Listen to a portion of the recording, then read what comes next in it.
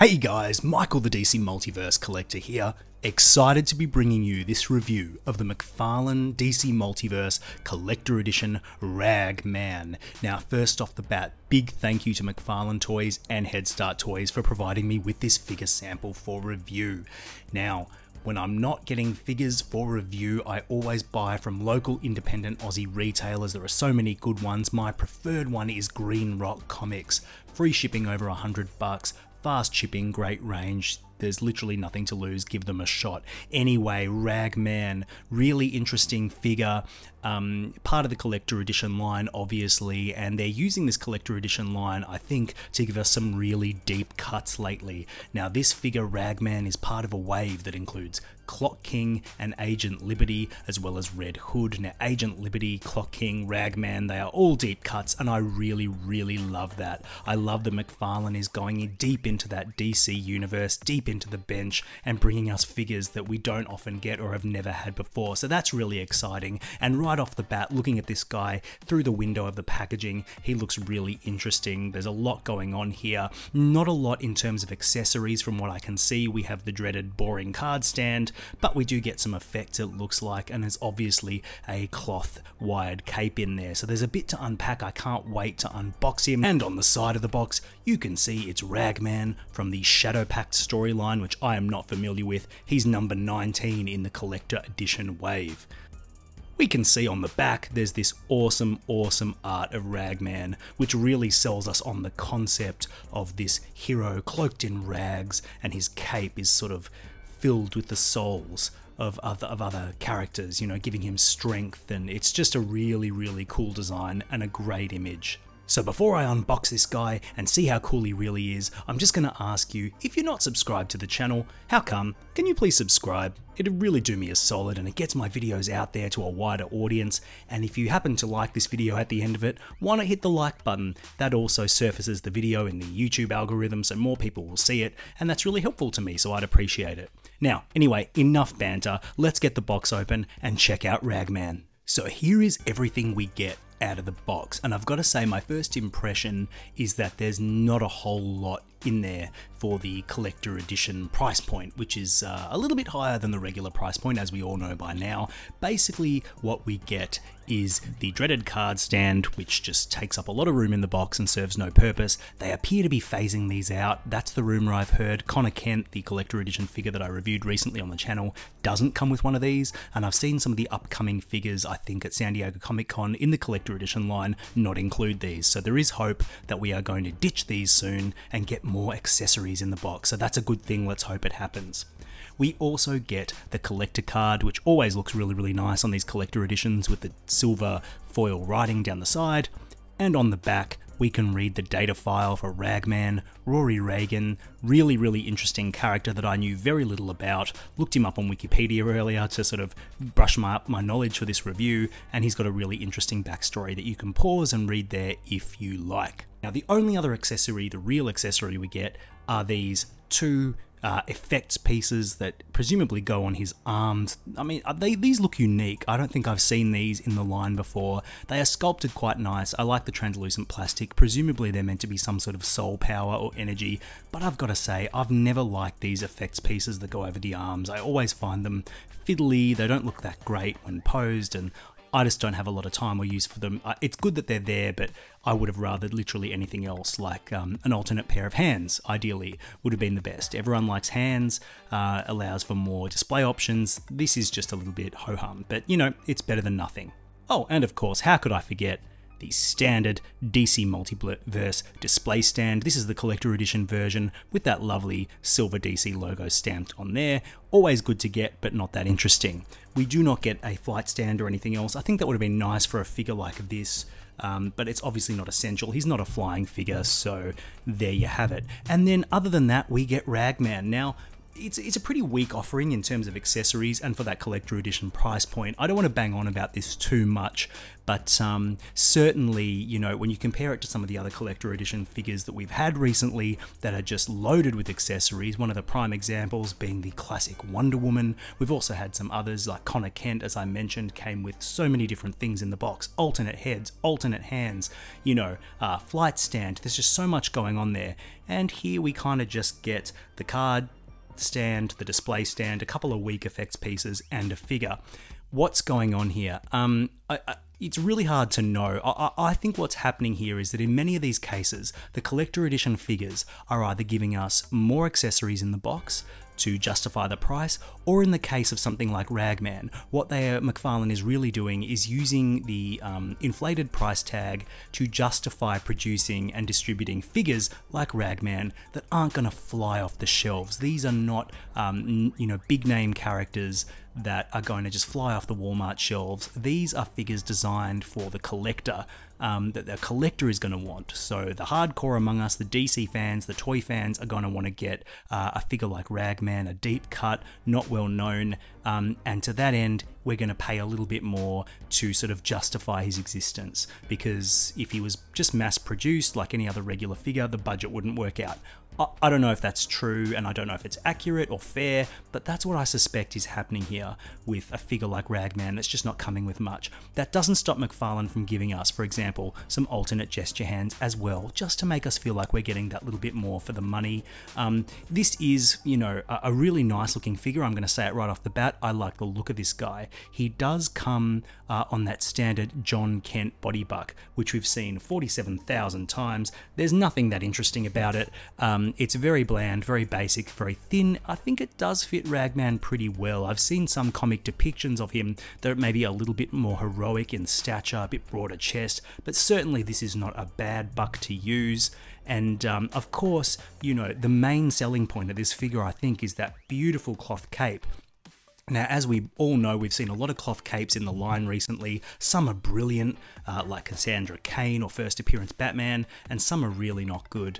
You know, the recent Doomsday Mega figure and the Adam West Batman that I just reviewed on the channel has this terrible cape, and a lot of it's coming down to the variations in material that are being used. We have some soft, you know, fabric, and we also have that horrible starchy material that's often being used that just doesn't hold its shape, doesn't look good, doesn't flow well. Ragman, interestingly, comes with, I think, maybe a third material that I've never seen before.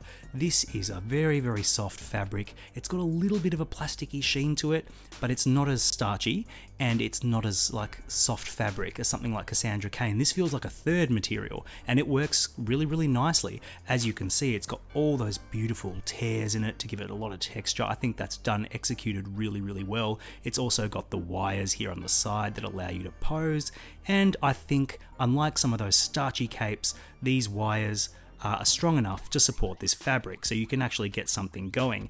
Now, obviously I'm not doing a great job, but you know, talented posers will be able to get some really cool effects with this guy. The cape is not super long, so it's kind of limited in what you can do. There won't be too much, but you'll be able to bring it in front of him, for example. What you won't be able to do, interestingly, is sort of like lift it above him like this. It just won't sit, and the reason for that is because all of this is attached to this hood structure here, so it's all kind of one piece. It's not pinned in here at the shoulders, it's sort of all bunched up, tied up here, so there's just no structure to it to hold any of that up. But I don't know, maybe they could have pinned it down at the shoulders a bit so that it would have more structure, so you could get it to like lift off his shoulders a bit more naturally, and even get that like pose from the comic art where it's like above his head.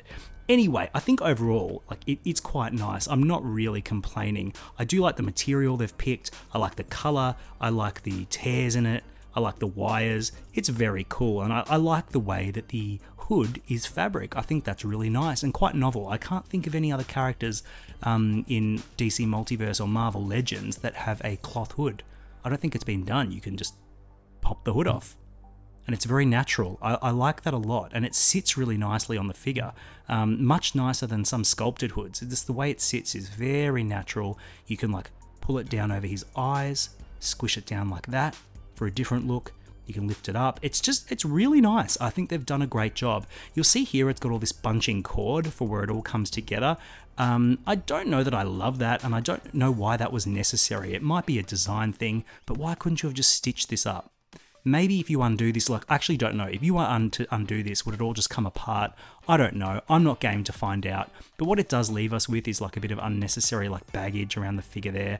I'm sure some people will have a go at trimming this and like sealing it up. I don't know. Anyway, I'm not going to do that. I'm just going to leave the figure as is, but it's something to note.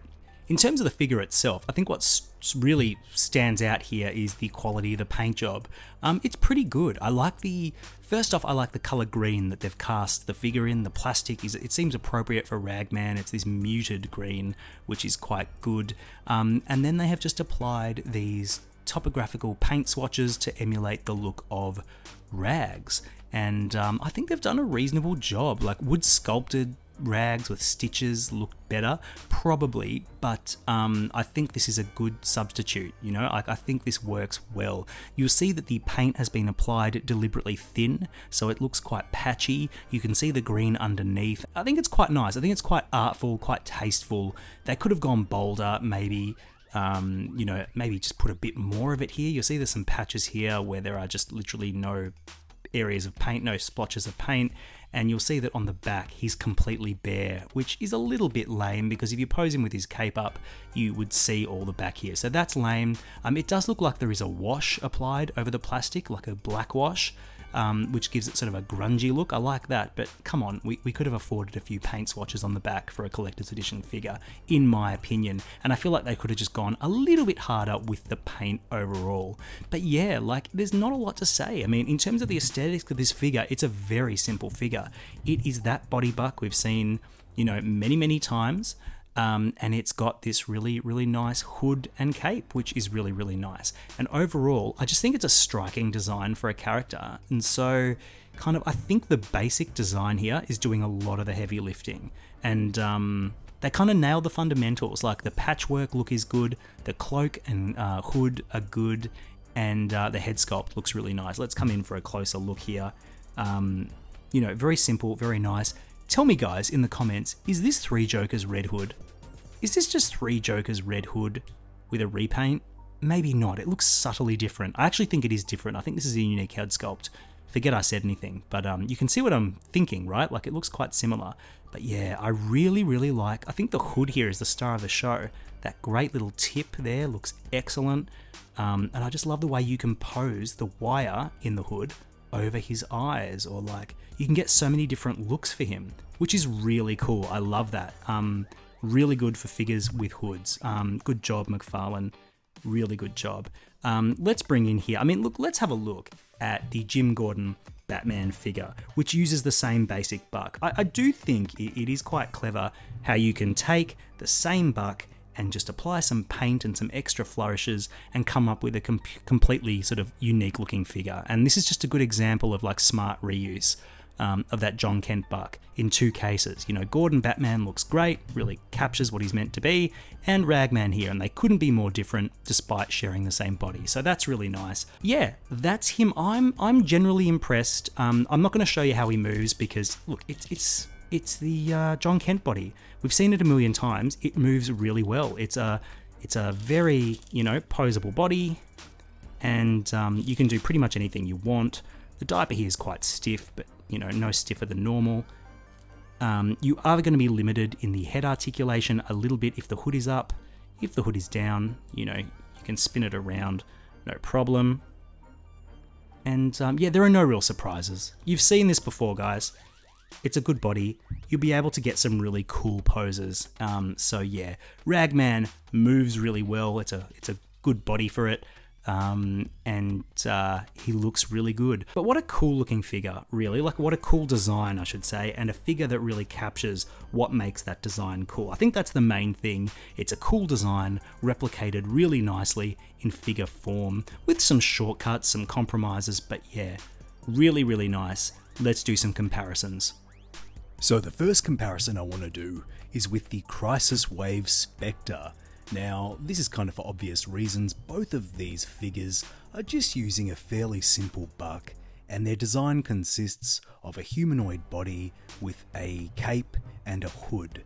And the difference, of course, here is that Spectre is fully sculpted in terms of his cape and hood, whereas Ragman uses the wired cloth cape for the hood and the cloak. And, you know, I think it's just a matter of opinion which one you prefer. From the vantage point of something standing on a shelf, I think the cloth cape and cloth hood of Spectre looks tremendous, beautifully sculpted, looks great, dynamic. But in terms of playability, posability, flexibility, and options for how you want to display a figure, I think Ragman is just way more fun, way more flexible. You can achieve a great look, maybe with not the degree of nuance that a sculpted cape will provide, but you've just got so many more options at your disposal, and I think that's really fun, particularly in the hood. I've never seen a cloth hood on a mainline mass retail figure before, and it makes a world of difference in the sort of expression you can get and the different looks you can achieve. So yeah, that's just a little comparison between the two. Let me know in the comments, what's your preference, sculpted or cloth? Okay, so this is not the typical comparison where you line up figures alongside each other to compare their size, scale, or anything like that. This is really more of an excuse for me to pose Ragman alongside some other members of Justice League Dark. Now, of course, in modern times, Ragman has dipped in and out of the Justice League Dark team, and while the members I've got here aren't necessarily the members he interacted with, I think this just sort of shows how Ragman would fit alongside your Justice League Dark display. There are a few key members missing here. I haven't got Swamp Thing in because he's just too massive to fit in the frame, and Batman and Wonder Woman, I don't think of them as core Justice League Dark members anyway, so I've skipped them, but you can kind of get a sense of how Ragman might look in your Justice League display. Let me know in the comments, will you be posing Ragman with your Justice League Dark characters, or will you be posing him somewhere else? I think he looks great as a member of Justice League Dark, and that's certainly how I'll be posing him. So overall, Ragman is a rock solid figure. I think the excellent character design is doing a lot of heavy lifting here. At the end of the day, this is a fairly basic body buck with some fairly standard paint applications that is just really lifted by the strength of the core design.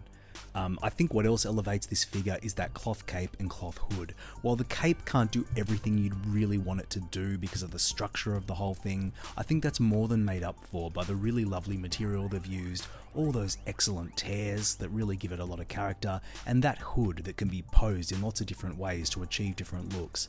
The accessories are really light, some alternate hands would have been amazing, but I think the core figure itself is just a really strong offering, and it'll look great in your display. So if this video has been helpful, entertaining, or informative, why not give it a like, and if you're not subscribed, please subscribe. In the meantime, friends, happy collecting, and thank you so much for watching.